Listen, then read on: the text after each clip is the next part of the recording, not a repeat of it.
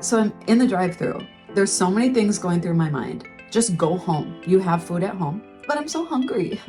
The cost of food has really gone up, and this is not in line with my health goals. And so I'm trying to find something even like moderately healthy. There's a lot of people behind me. I'm looking at the menu. You had recommended something. I'm trying to find it on there. The nice gentleman comes on and he says, "What can I get for you?" And I said, "Can you just give me 1 second?" He actually said, "Okay, but there's a lot of people behind you." So I said, "Okay, how about this?" And I just picked it and I drove up. I got to the window and he said, "I just paid for your meal. I shouldn't have rushed you. I'm really sorry about that." Oh. I was like, "You just what?" And I had just paid for someone's coffee behind me the week before. Is there anything else we can get for you? Could I have a $10 gift card? For sure. Okay.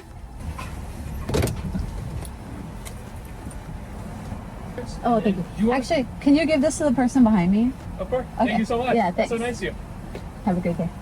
Sowing and reaping is real, right? But that's not why we do it. That's not why I challenged myself to serve someone every day this month. Yeah. But then it happened, and I, like, this is a fun side effect. And so I want to recap May Serve Month. I challenged myself to serve someone every single day this month. Next week, I want to hear your stories. So a lot of you have been joining in. We have a calendar. You've been crossing off days. No matter if you did one, all of them, blackout, bingo, postage stamp, send it in. Tell me your stories. Today, I wanted to share with you how my life has been changed forever. Yeah. And that is not an overstatement. Yeah. I literally cannot go back. Yeah. The engine is in gear and this thing is moving forward in a new way. So I want to share a few of the highlights with you. There were some hard things too. Maybe I'll start with the hardest part of this whole month. First, I just wanted to encourage you to subscribe. It's actually a nice thing that you can do for somebody else because it lets them know that this content is helpful. It doesn't change what shows up in your feed. It tells YouTube and others that this is legitimate and might make you feel better. The other thing, if you've ever wondered what it would be like to spend more time with Diana on a weekly basis, Yeah. it's called Bible Study Co. And it is my online membership group where we study the Bible together, but we also have a community. In fact, just yesterday, we got together live, and once a month we do these coffee dates. And we had a really rich discussion about how do I know that I love the Lord or that He loves me? Like, how do I actually feel that nearness in relationship with Him? It was just a great forum. And so that online community is a place where we can just go deeper. Yeah. We study the Bible live every single Saturday morning. Replays are available. We connect during the week. Right now, if you join with a friend or a mom or a sister, you each get a month free. Membership is closing at the end of May. So I just wanted to invite you to join me. I love that because I've always said, well, I wish everyone could have a twin sister. And now you can. You know what it's like to hang out with me, and so now you can find out too. Check out all that information below. The hardest part for me this whole month was, the concept of inertia, where an object in motion stays in motion, or an object at rest tends to stay at rest. Yes, ma'am. And so, for me, it's been a pretty heavy duty season of, babies and young family and, just You weren't kind of necessarily in rest. You were just not in the mode of outside the home. there was no So, rest. Yeah. Yeah. But I wasn't in motion toward this helping others idea. So I wanted to go help at a local food distribution. And the day I was supposed to go for orientation, the kids were up during the night. I woke up so tired and a little cranky. And I was like, I don't want to. And I think sometimes when we're stepping out into something new, it just can feel uncomfortable, awkward. We don't know what to expect. I made myself go. And as soon as I got there, it felt so good. And the people were, of course, amazing. And it was like, see you next week. I can't wait. But sometimes you really have to overcome that negative inertia. The other thing that's related that was hard, we decided to get this dumpster for our neighbors as a spring cleaning thing. And like, hey, if you have some of those things in your garage or your basement that they're big or you haven't known what to do with them, we have a dumpster in our driveway. It's free. Come and use it. The first 10 days, hardly anybody used it. And it was like, you almost feel embarrassed, right? Yeah. You're like, this was supposed to be a nice thing. We invested. Nobody wants to really. Then I put out a reminder in our Facebook group. And then it was just like, Okay. people are just flying in and filling that thing full. One thing I realized though, if you want to do something like this, I was clear about what can't go in it because you can't put like chemicals and yard waste and mattresses. Yeah. And so I feel like I should have actually listed out what can go in it. But you just got to put yourself out there the first time, because this also happened. We did a block party also for our neighbors. I just want to know my neighbors. I want to, when we're out for a walk, be able to say, hi, insert first name. How is the insert job? Or how are the age and stage of kids? Yeah. You know what I mean? And I want us to have that connection. So we also did a block party. The first year we did it, I was so nervous that nobody was going to come. Yeah. And again, I'm out in my front yard and I have food and decorations or whatever, and they came. And so it's like, now this year I wasn't nervous at all. I actually really looked forward to it. And so you have to, in everything, if it's going to volunteer somewhere, if it's putting yourself out there to invite someone over. And I'll tell you though, also, I tried doing a Christmas tea for my neighbors because I love Christmas and I have this tea tradition. And actually, it didn't work. We couldn't get the dates to work. And that did feel a little disheartening. But I was just like, no, this is a value I have. We're going to just keep at it. We're going to find what does work. And so it's just getting over that initial inertia. Like, we were just even leaving Aldi the other day, and I had all these extra quarters. And I was like, we just go put them in the carts, because I don't know. I've walked up a bunch of times and didn't have a quarter. And I'm like, oh, I bet someone else will take them, or the employees will just come and take them out at the end of the night or whatever. And so we just kept walking, and I'm like, why did I do that? One of the things I did is I got McDonald's gift card to give to someone if they're homeless or asking for money, like on a street corner. I have this gift card with me now, and it's like, I'm looking for good to do. I'm like, where is he? Where is she? Who is the recipient? Once I'm putting my mind and my heart toward this and getting in motion, it feels like I'm ready. Who's next? What are we gonna do? And I think that's my biggest takeaway from this month is this has become a lifestyle. Once you see the benefits and you feel that good feeling, now I feel like I'm on the offense where I'm like, oh, I have a gift card. Who can I give it to? Or I have extra muffins. We made a basket to bring to the police station, just saying thank you and we're praying for you. And I have leftover muffins that are prepackaged. And so I'm like, okay, what can I do with them? Who can I give them for? And the big question I had going into this is, will serving or helping someone every single day help me to feel more connected and more hopeful about the world around me? And it is a huge, massive, resounding yes. Yes. And it doesn't have to be something every single day. It doesn't have to be big things. You can bring a basket to the police department. That costs a little bit of money. Or you can write a thank you note, which still is super helpful. You can sponsor a block party for your neighbors, or you can coordinate a potluck, for National Night Out. Yeah. And so there's ways to do this. Once you start getting your head and your heart in that mindset, then all of a sudden the creative juices are flowing and it just becomes a lifestyle. Well, and I think it's okay to be selfishly motivated. Like, we all want to be happier, and it's proven scientifically. Volunteer one time a month and you can increase your happiness by 55%. I think it's designed to be that way. There's a Friends episode where Phoebe is like volunteering she gives something away, and then she's like, that felt really good. And they're like, well, you're just doing it for yourself, right? They're like, you're all giving. And then they're having this debate, like, all giving is selfish. Like, people just do it for themselves. And I'm like, yes, but I think it's designed to be a win-win, right? Like, it is okay if you're like, hey, I've been down in the dumps. Like, I need a mood boost. I need to have more hope and to feel happier. So it might be selfishly motivated, but if that's what gets me out the door, that's what gets me out the door. Well, and social anthropologists have concluded that this actually is just like you feel good when you eat. Some of the things that sustain humanity make us feel good. They actually have concluded that helping others is something that has been designed to sustain our race. Sure. I would propose, as Christians, we are a body. That's Paul's favorite language and imagery to use for the family of Christ. And if let's say you hop into a nice warm shower and you're like, oh, I feel so relaxed. Well, because my head feels good, like the whole body feels good. Like, it's not just the head that feels good. Is this a bad analogy? Or I'm thinking, like, you're really hot outside, you just mowed the lawn and you walk inside into the air conditioning.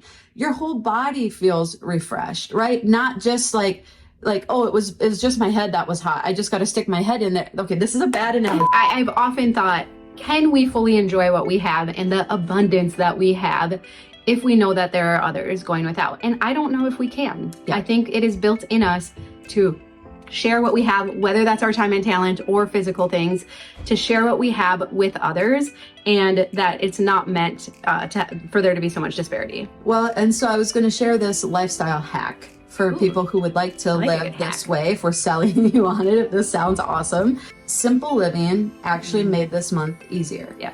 Also, I had some Trades of Hope items that I had just kind of gotten over the years here. And so I donated them to a fundraiser. And I had this box of items and I was like, oh, wait, should I be keeping these to give as like birthday gifts or different, like, let's be resourceful here. They're really nice. But because I could say, oh, I haven't used these in the last 6 months or year, what are the chances I'm going to use them over the next year? Yeah. Then it was easy to be like, okay, time to pass these on to someone who can get more benefit from them. And I put this out on YouTube. I asked, if someone was going to do something nice for you, what would you want? And do you know what the number one thing is? I don't think you'll guess it. I don't know. I'd say someone to cook dinner for me. You did guess it. It was bring or share a meal with me. Yeah. What happens when we eat together? Well, first, if you bring a meal to a busy person or a sick person, they will be forever eternally grateful.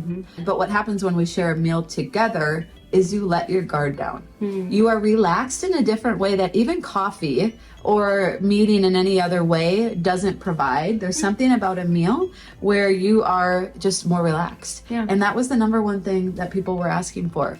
My other big surprise from this month, and that is spurring me on to maintain this as a lifestyle, is we had a family member who was moving and the timing just didn't work out for us to help.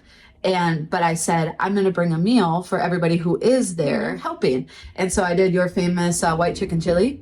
Can't go wrong. Can't go wrong. Yep. And because you can make it spicy for our family, it's gluten-free. It covers a lot of bases. So I was able to drop that off quickly and just say, I hope today goes well and everything.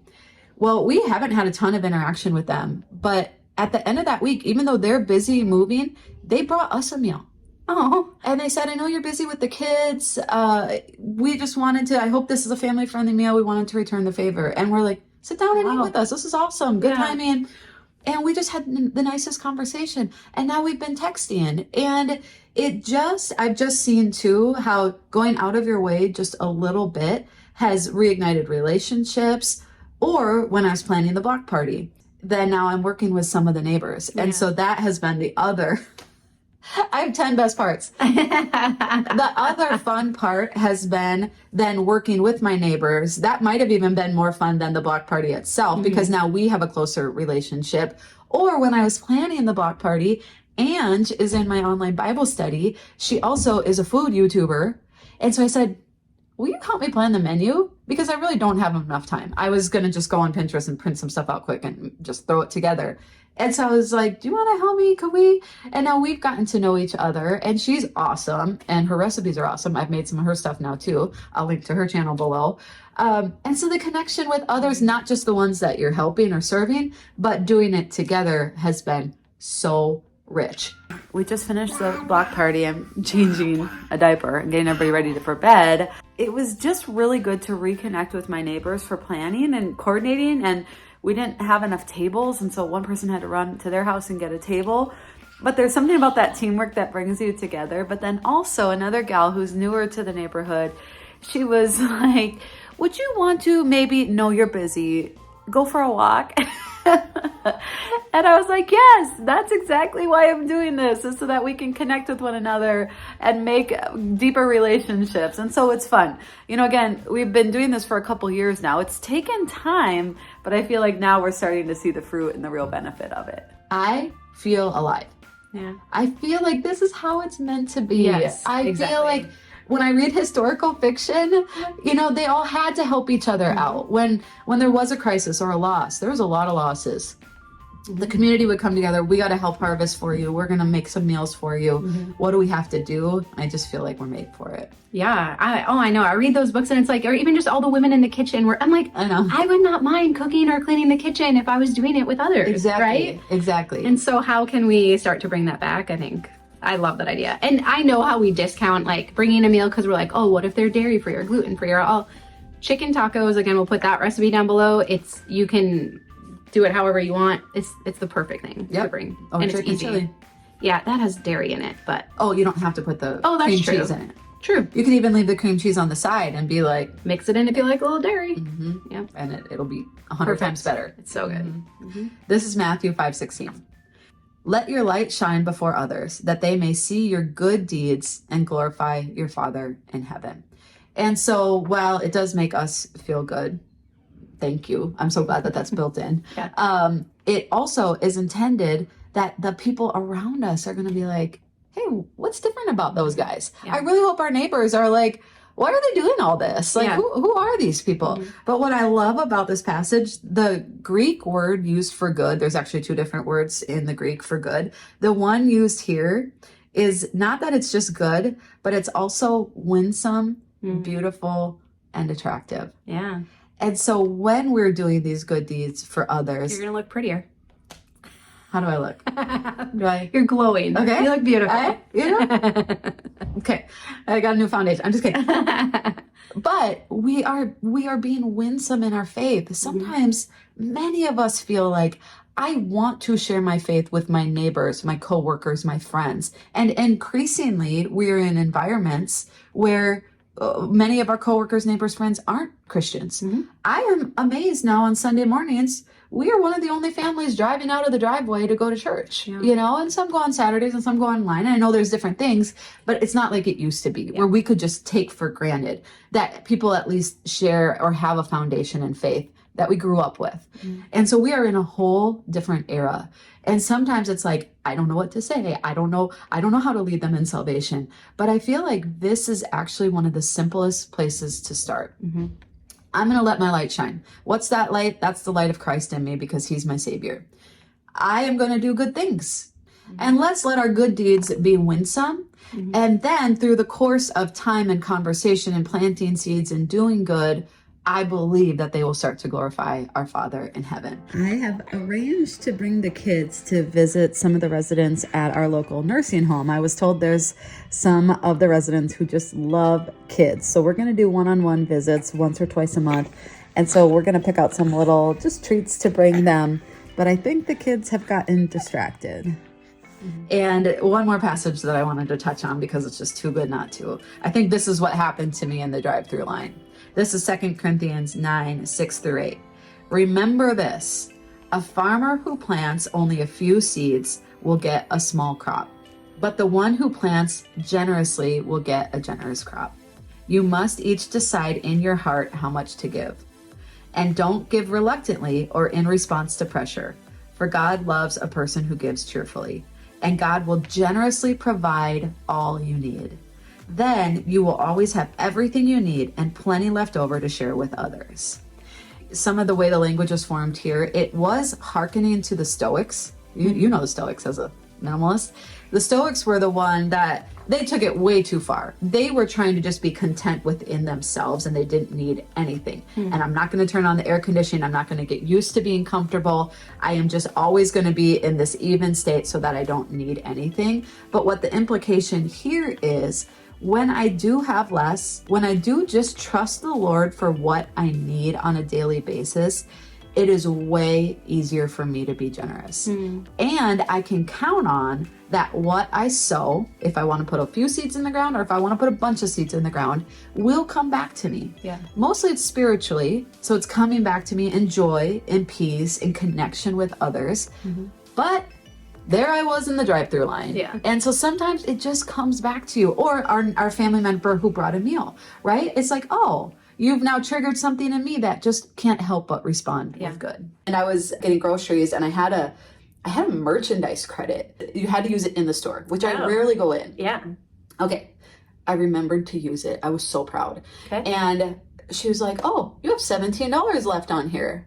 There was a lady behind me. It was cute because she had like the rotisserie chicken and like the potatoes from the deli. It was clear. This was after work. It was a weeknight. It was like get through, get home kind of thing. Yeah. And so I just said to the cashier, I was like, can you apply it for her? Yeah. And then I actually had all the kids with me, got everybody loaded up. It was a little bit of a thing getting everybody out the door. And so it took us a little while. And so the cashier told the gal and she was like, I wasn't going to be there. But anyway, Yeah. she was just like, that is so nice. Thank you. And then the cashier was like, that is so nice. And I'm like, oh, we just It did just like a trifecta multiplied it, here. yeah. I've witnessed this trifecta where the person working also gets some joy from Yeah. it when you pay for the person behind you. Yeah. So it's like they're impacted, the person behind you is impacted.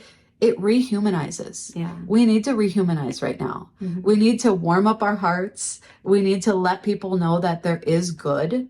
Unfortunately, bad gets like 10 times the coverage of good. Yeah. And so people are good. There is goodness within us. When we connect with others, something lights up in us and we feel hopeful about the world again. Should I keep, I'll keep going. I'm going to keep going because This changes everything. I could not be more excited. I might have even made a mug. Okay, here is my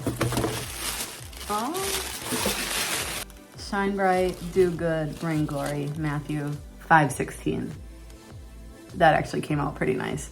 I'm gonna put a straw in it. This is gonna be my water iced coffee mug for the summer. I realized when I was putting my notes together for today, this passage, Matthew 5:16, is actually the passage when I was starting my social media and my YouTube channel. I was like, this is kind of the foundation that I want. I just want to shine my light brightly. I want others to see the good and that they would glorify the Lord. And so then we kind of just like came full circle here with that. So I did put it on a travel mug. I wanted it for me. And also these are, I don't think we've shown this shirt yet. So there is merch, but you could win it, if you did the challenge this month. This one I'm lovingly calling, this is for you.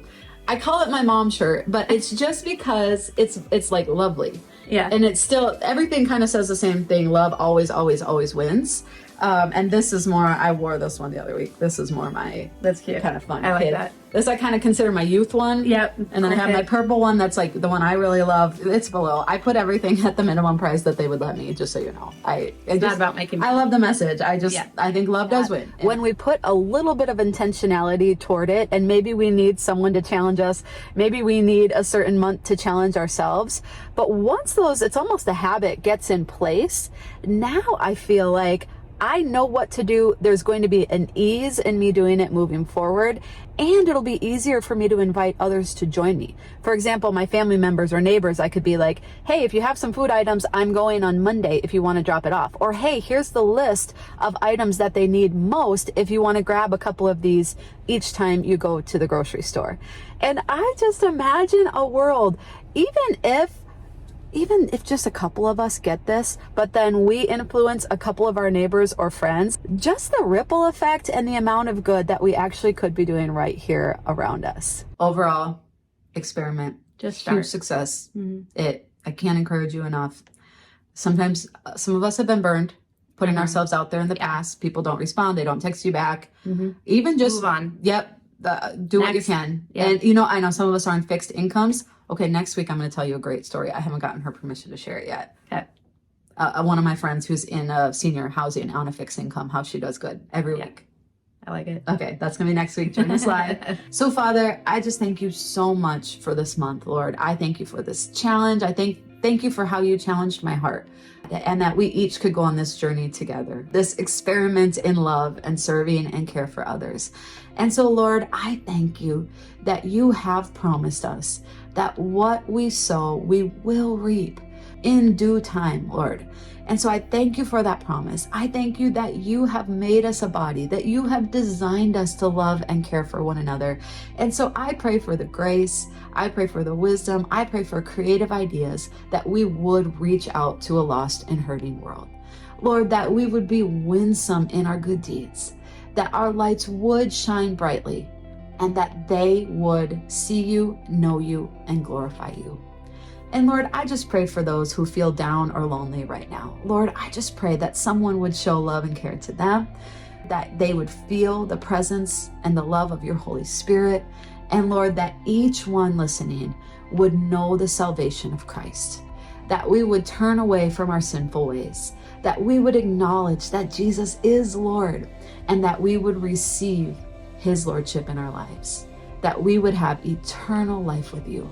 So Lord, I thank you. I thank you for this opportunity for us to join together as a community, to spur one another on. And Father, I just bless each one of us now in Jesus' name. Amen.